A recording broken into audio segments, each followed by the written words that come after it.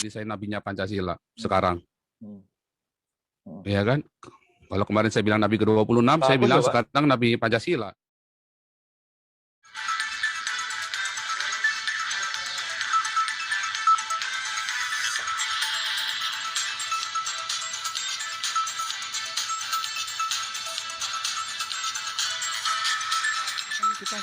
Kita kan mau sama-sama cerita Pancasila, Pak.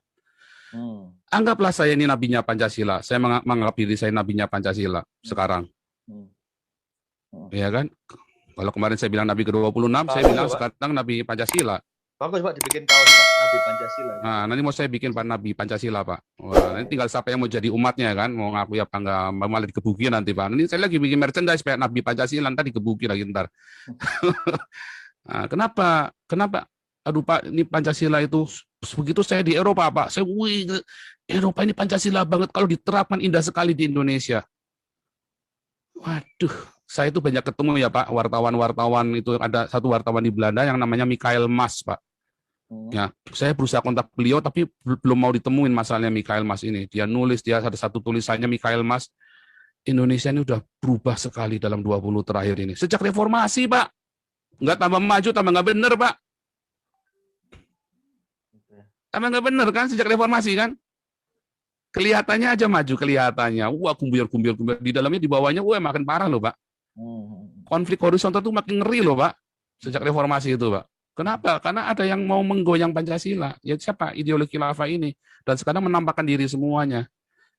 Kan saya kan hanya memberikan satu umpan. Contohnya siapa, Pak, yang orang-orang kan kalau ini ada ideologi besar bertahan di Indonesia kan nggak mungkin kok nggak ada yang endorse, nggak ada yang support kan nggak mungkin, Pak. Kalau menurut Bapak siapa sih Pak yang endorse? Lah itulah yang teriak-teriak khilafah yang kemarin ngundang Zakir Naik itulah. Siapa itu yang kemarin teriak-teriak khilafah itu? Loh, nyatanya kan yang teriak-teriak khilafah nggak ada yang dipenjara kan? Yang PKI dibunuh, yang teriak-teriak khilafah nggak ada yang dipenjara satupun.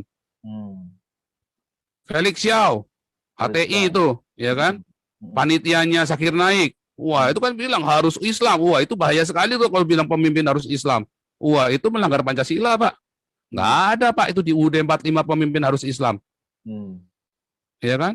Dan Zakir Naik bilang pemimpin harus Islam kan, kemarin di statement kan, oh itu kan sudah viral kemana-mana, itu kan tujuannya buat goyang Ahok. JK pun mengakui kan, bahwa dia sengaja mendatangkan Zakir Naik. So kita ngerti kan, siapa orang-orang khilafah ini. Pak, apa yang Bapak alami ini kok seperti dejavu ya Pak ya, seperti kejadian Ahok, ada yang bilang kayak gitu Pak, ketika Ahok ini kan apa? Wah, Ahok itu orang hebat Pak, saya nggak sebanding Pak. Saya ini penjahat Pak, bekas penjahat Pak. Ahok itu orang, wah levelnya dia di atas saya Pak, jauh Pak. Dalam hal kejujuran, dalam hal prinsip, saya jauh Pak. Jadi jangan bandingkan saya dengan Ahok. Tapi jauh. Tapi sama Ahok dihadapi Pak, bedanya seperti itu mungkin Pak. Dihadapin bagaimana Pak? Ya maksudnya dihadapin persidangan, dihadapin, dia datang, ada apa namanya, dia di penjara, dia dihadapi, dia di penjara. Mana menurut Bapak? Kalau saya kenapa harus saya hadapin? Ya makanya saya bertanya ke Bapak. Apakah saya melanggar hukum di Eropa ini? Kalau saya melanggar hukum di Eropa, saya hadapin, Pak. Kalau saya tidak melanggar hukum di Eropa, ngapain saya hadapin? Jadi makanya saya pergi ke sini, Pak. Karena di sini ada kebebasan berbicara dan seharusnya di Indonesia ada kebebasan berbicara. Selama di Indonesia tidak bebas bicara, bahkan agama pun harusnya bisa dikritik. Kalau agama tidak bisa dikritik, ada yang salah dengan agama itu. Apalagi kalau sampai bilang bunuh, apalagi sampai datengin keluarga saya misalnya, kan diancam di YouTube itu kan diancam keluarga saya mau didatengin. Makanya saya bilang ada 3 reaksi Pak, ada 3 responnya Pak. Satu respon yang pertama ya adalah kalau kalian tetap memaksa untuk membunuh atau memenjarakan saya, berarti omongan saya benar Pak. Pak, mohon maaf Pak, emang ada yang ngomong membunuh Bapak? Woi, banyak sekali Pak. Wah, itu rembel itu Pak. Rembel Pak. Nah, banyak itu kan cuma tinggal browsing aja banyak sekali. Nah, terus ada yang ngancam-ngancam mau datangin, wah bakar rumah keluarganya. Enggak, ini itu kan sporadis Pak, namanya netizen ya Pak ya. Ya kan enteng aja kalau mau ngomong. Tapi ya enggak, ini kan saya bilang kan kita lagi cerita, responnya ada 3. Ini kan semua kan namanya presumption toh Pak. Ya kan berdasarkan sebuah fakta, kita kan bilang ada 3. Apakah 3 Apakah tiga ini pasti akan terjadi? Belum tentu. Yang mana yang akan terjadi? Ya kita nggak tahu. Satu, yang jelas ada yang mau ngancam, mau bunuh. Tapi mau menjarakan? Oh jelas ada, banyak. Ya kan? Kedua, berarti saya benar. Ya kan? Berarti saya benar. Yang semua katakan saya tentang agama itu yang di Indonesia bukan cuma agama Islam doang ya kan, saya kan mengkritik agama Kristen juga, semua agama-agama kan. Nah, berarti saya benar bahwa agama itu tidak mendatangkan kebaikan, tapi mendatangkan kejahatan, ya kan? Nah, berarti semua agama itu akhirnya akan membuat hawa nafsu manusia itu makin membludak besar karena agama. Nah, saya jadi teringat ceritanya Kain dan Habil. Kain itu kan bunuh Habil gara-gara agama kan? Dalam Alkitab, persembahannya Habil diterima, persembahannya Kain tidak diterima. Lalu Kain marah, dia bunuh tuh Habil tuh. Kan gara-gara agama toh. Nah, itu ya. Itulah dosa pertama di muka bumi. Kedua, kalau mereka terus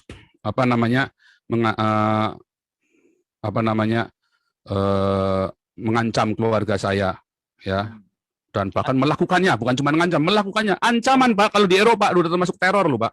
Emang sudah ada Pak ancaman itu Pak? Wih banyak sekali Pak, ancaman teror itu banyak sekali Pak di YouTube itu, dan keluarga saya kan baca Pak, pasti baca, itu kan viralnya pagi siang sore Pak, pagi siang sore itu kan wartawan itu kasih di TV, ya kan. Nah berarti yang mereka sembah itu adalah iblis Pak. Bagaimana mungkin Tuhan ngajarin untuk melakukan pencitraan dan ancaman teror itu? Ya kan? Bagaimana mungkin? Nggak mungkin Tuhan ngajarin begitu. Kalau Tuhan yang benar ya. Kalau Tuhan saya nggak ngajarin begitu, Pak. Nah, teror bunuh apa? Wah, tapi kan itu rakyat. Nah, berarti ulamanya salah ngajarin. Berarti gagal. Negara Indonesia berdiri sudah lebih dari 70 tahun. Ulamanya gagal untuk mendidik umatnya, Pak. Yang ketiga, kalau kemudian pemerintah Indonesia dan para ulama dan rakyat Indonesia kemudian, oh iya ya, ada yang salah nih antara saya atau si Joseph Paul Sang, maka mereka melakukan introspeksi. Oke, si Joseph Paul Sang biar introspeksi, kami juga introspeksi. Itu kan terjadi di Eropa. Paus dihujat, Yesus ditelanjangin sama si Charlie Hebdo. Apakah terus demo, wah, bunuh sekarang juga, bunuh si Charlie sekarang juga? Nggak ada. Kalau di Indonesia langsung bunuh si Ahok sekarang juga, bunuh si Paul sekarang juga. Beda kan? Oh, beda banget. Nah, itulah Pancasila di Eropa.